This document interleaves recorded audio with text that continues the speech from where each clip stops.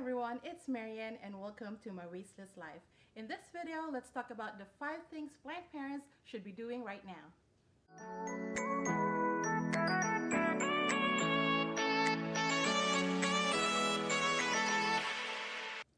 Thank you so much for joining me today, and if you're new, my Wasteless Life is where I take you along my plant journey and share with you some of my beginner tips and tricks on houseplants and sustainable lifestyle. It's the last days of summer and the beginning of the end of the growing season. Leaves will soon change color in fall, days are getting shorter, and weather is getting cooler in the mornings and in the evenings.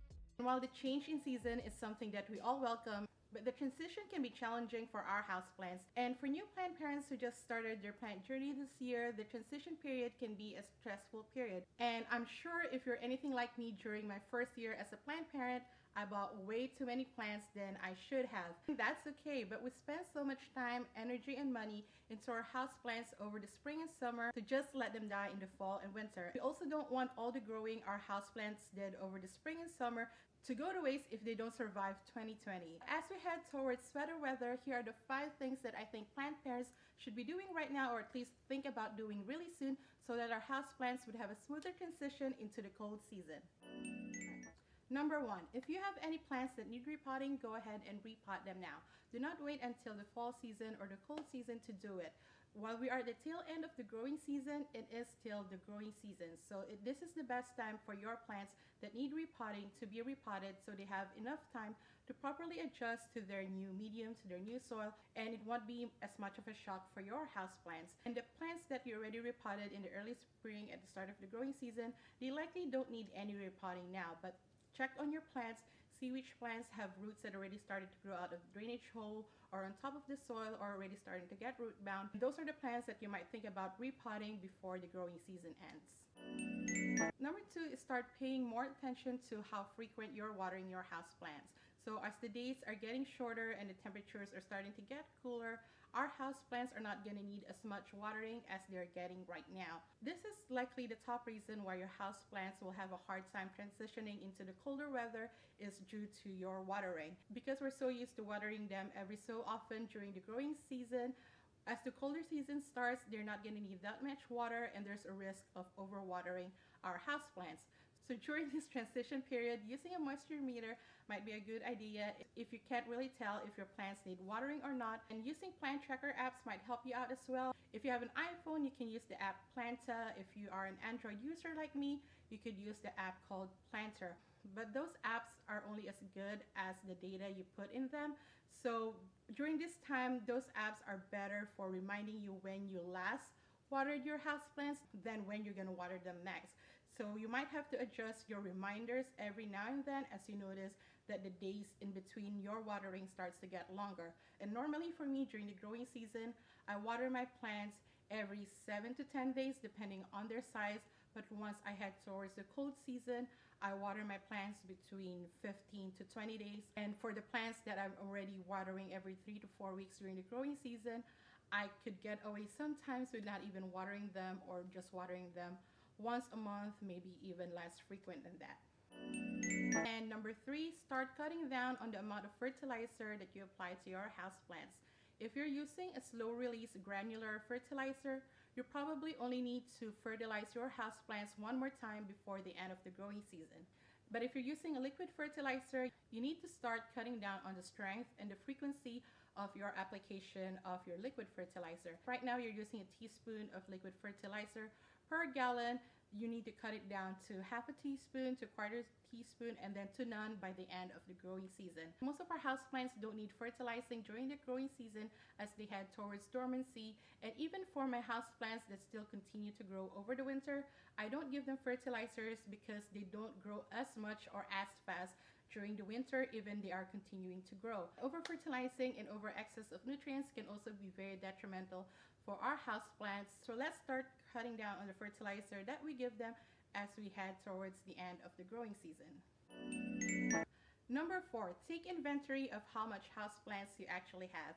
If you're like me, you have the ability to put some plants outside during the growing season. We tend to think we have more real estate than we actually have for more plants indoors because we forget about the plants we have outside that eventually need to be brought back in. So this is a good time to take inventory of how many plants you have, see what plants you have outside that need to be brought in, so you can also start making preparations for those plants that are outside, because you also need to give them time to acclimate being inside once again. And that way, if you're also trying to stop yourself from buying more plants, by taking inventory of how many plants you have, you'll kind of realize you don't really have space for new ones anymore. And I remember during last winter season when I had to bring all the plants back inside the house, instead of giving me the indoor jungle vibes, it just made the house feel very cluttered and claustrophobic, especially during the holiday season when we also have all the Christmas decors and Thanksgiving decors and the Halloween decors.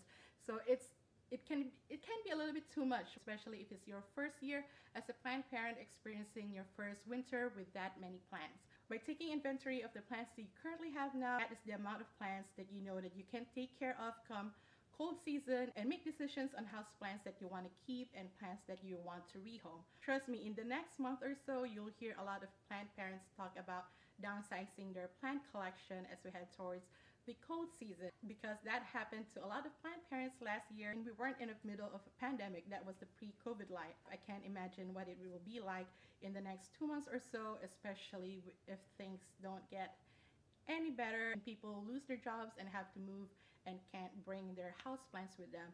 So that's actually another sad pro tip. If you are in search of a particular plant and the prices right now are ridiculously high because the demand is so high, come fall, you would see a lot of plant parents wanting to rehome their houseplants. So you're either going to get them for a really, really cheap price, or you might even get them for free. So instead of buying more plants right now, just hold off until the fall season. You'll probably find a lot of people wanting to rehome their houseplants. So it's a sad situation when you think about it, but it's better to adopt other people's houseplants and give them a new home instead of spending money on houseplants right now, in my opinion. Even though, don't judge me when I have a shipment of plants coming really soon. In the next few videos, I'll be showing you a plant unboxing.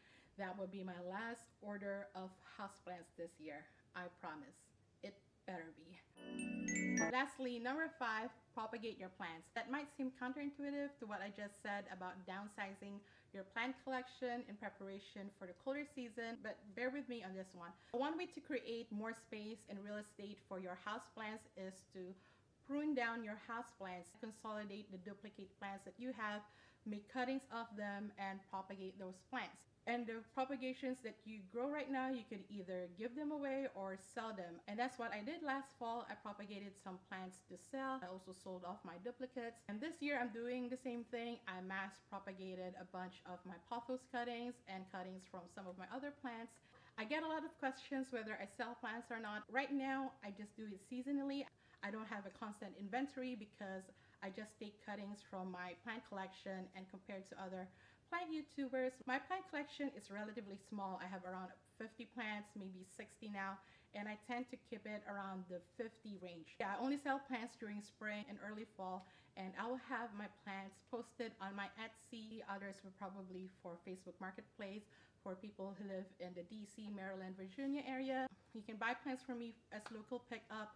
I will have some for sale on Etsy so that those who want plants from me, I can ship those plants to you anywhere in the US. Again, unfortunately, I can't do it internationally. But yeah, so that's one thing you can do. Make propagations of the plants that you have now and sell them, and at least get back some of the money you spent on your house plants over the spring and summer. And another thing you can do is to give your plant propagations to your family and friends. And last holiday season, to save money on gift giving, I gave out plant propagations to my friends, and honestly, they love it. Most people would love to receive a plant from you, especially now when there's so much interest in houseplants. And closer to the holiday season, I'll do a gift giving guide on houseplants, so do watch out for that one. But yeah, that's the way I saved money last year on gift giving, and my friends love it. I turned them into new plant parents, and after giving them plants, they're now plant people themselves. It's also a way to convert people into houseplants, so I highly do recommend it. So those are the 5 things that I think plant parents should do right now in order to help their plants transition well into the cold season. I know you might think it's a bit early to be making this video, but I wanted to do this right now so that you already start thinking about it, or at least be aware that it's something that you need to do really soon, instead of doing a video on this a month from now when it's probably a little bit too late for you to do some of the things that I just said in this video. So yeah, good luck with your houseplants. I'm pretty sure they would do well. This is not meant to panic you or stress you out. I hope the 5 things that I shared with you is something that will help you prepare and get ready for the fall and winter season when it comes with your houseplants, because you want those houseplants to survive and thrive even though they're in dormancy. And before I go, I just want to remind everyone, if you haven't seen my pothos collection video, I announced an end of summer giveaway in collaboration with Dr. Tongues. You're going to win these prizes right here, and the giveaway is open until August 28th. For all the details regarding that giveaway, go check out my pothos collection. I'll link it up here and somewhere down in the description. But thank you so much for watching. If you like this, please give me a thumbs up. And if you're new here, I hope you subscribe. I come up with houseplants and sustainable lifestyle videos every week. And if you haven't yet, go check out these videos out here. Until my next one. But until then, I see you. I appreciate you. Take care of yourself and each other, and have a plentiful day. Bye.